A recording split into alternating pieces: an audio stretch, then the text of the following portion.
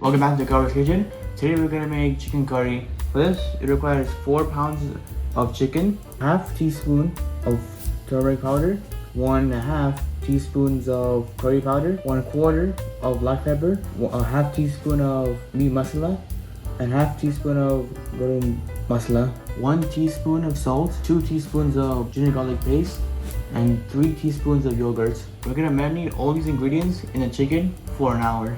Let's begin our marination.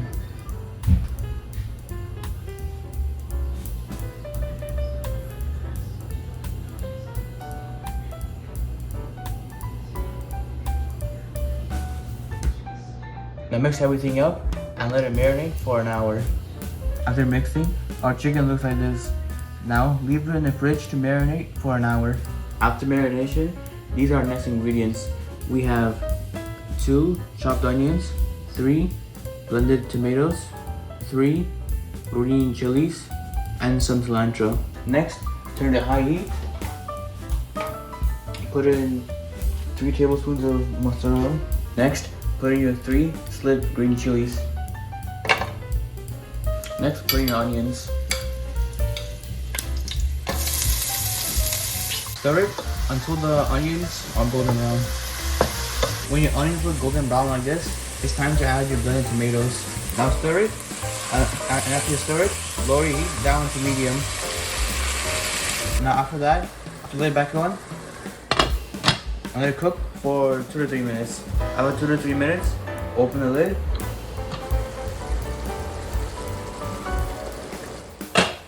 And put in your marinated chicken. After you put your chicken in and give it a good stir, you can put the lid back on. Let it cook for 5 minutes, and then after that, we're gonna put in our cilantro. When you put the lid back on, make sure it turns to high heat. After 5 minutes, now it's time to put in our cilantro.